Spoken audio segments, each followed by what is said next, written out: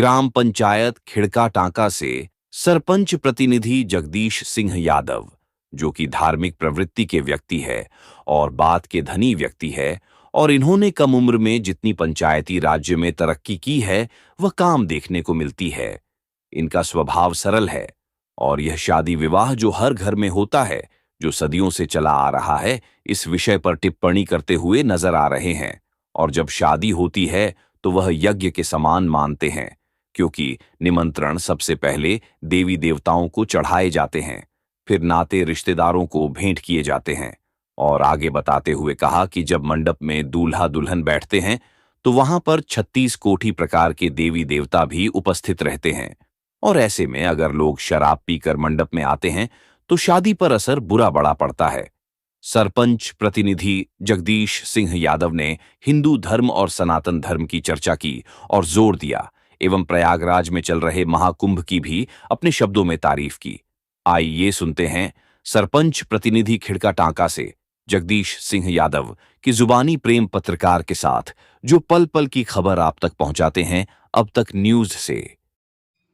जी, सरपंच प्रतिनिधि जी, आज जगदीश जी के साथ में बहुत अच्छा लगा। बहुत अच्छे आपके वचन रहे, आपकी सोच भी बहुत अच्छी रही, और जो शादी ब्याह का जो आपने बताया है बहुत बढ़िया।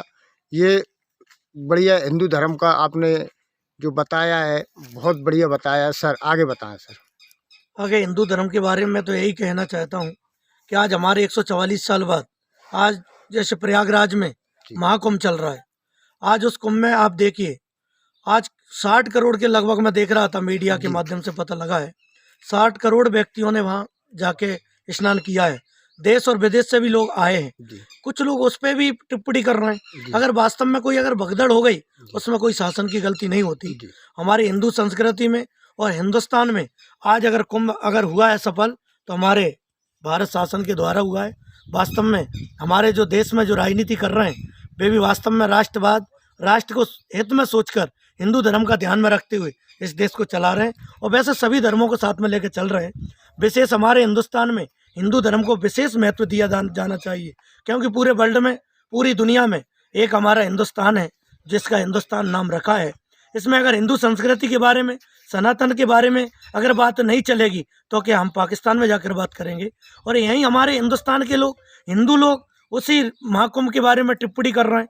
उनको शर्म आना चाहिए। मैं इतना कहता हूँ सर, एक चीज़ और देखी गई है कि जब वरमाला पहनी जाती है तो आपने ऐसी कितनी शादी अटेंड की होंगी जहाँ पर दुल्हन, मतलब जो वर वधू होती है, वो अपने वर के लिए पैर छूती हैं। बहुत कम देखने को मिलता है आजकल। पहुंच जाते हैं फोटोग्राफर, वे जैसा डांस करवाते हैं जैसा होता है। अच्छा। खुद संस्कार की जो बात है वो तो कहीं दिखती ही नहीं है। उनने कह दिया ऐसे खड़े हो जाओ, वरमाला ऐसे पहना दो, वही हो गया बस। वो तो 100 पीस हो गया। संस्कारों की बात तो कहीं रही नहीं है। मर्यादा टोटल और टोटल टूटती हुई जा रही है। देखा जाए और तो दिन में शादी होना चाहिए, विशेष निवेदन है। और सर, एक चीज़ और देखी गई है कि हमेशा वर वधू को अपने पति की मतलब माला पहनाकर पैर छूना चाहिए। ये एक हिंदू धर्म का कर्तव्य है, और एक स्त्री धर्म उसमें भी जाता है सर, है ना। पति परमेश्वर के रूप में स्वीकार करते हैं, तो माला पहनाकर तुरंत, जैसे सीता मैया ने भी पैर छुए थे, तो हर दुल्हन को सीता मैया बनकर अपने पति को राम मानकर स्वीकार करना चाहिए।